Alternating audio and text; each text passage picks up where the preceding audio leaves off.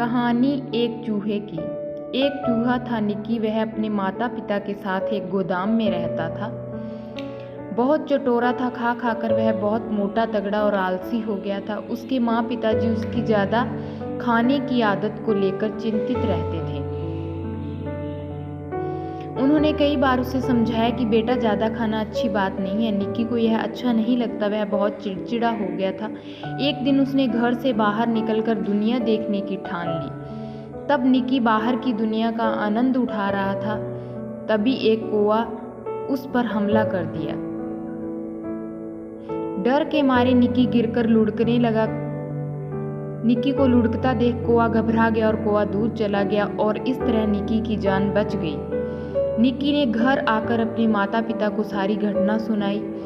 माता पिता ने एक बार फिर निक्की को उसके लोभी स्वभाव के बारे में चेतावनी दी, लेकिन अपने घर वालों की सलाह की परवाह ही नहीं थी।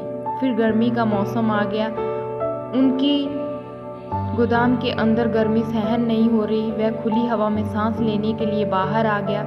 वहाँ बूंदाबांदी हो रही थी। निक्की बहुत खुश था। जब निक्की बारिश में भीगने का आनंद ले रहा था, तभी पीछे से एक सांप उसे झपटने के लिए आया। ठीक उसी समय निक्की के सामने से आती एक बिल्ली को भी देखा।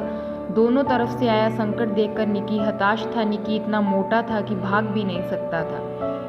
डर के मारे निक्की थोड़ा उछल पाया, लेकिन एक नाली में लुढ़क गया। पानी का तेज बहाव उसे दूर बहाकर ले गया। आगे जाकर वह कूड़े में फंस गया। इस तरह वह सांप और बिल्ली दोनों की पकड़ से दूर हो गया। निक्की अब बाहर निकलने का साहस नहीं बचा। उसने सुबह होने तक वहीं पड़े रहने का निश्चय किया। जब वह घर नहीं लौटा तो उसके माता पिता चिंतित हो गए। सुबह निक्की घसीट कर बाहर आया। उसने घर आकर पूरी घटना बताई। इस बार निक्की ने अपनी गलती को कबूला और वह बेहद शर्मिंदा था। अब उसने अपने माता पिता की बात मानना शुरू कर दिया। अब वह केवल उतना ही खाता जितने की उसे जरूरत होती। कुछ दिनों के बाद वह पतला हो गया।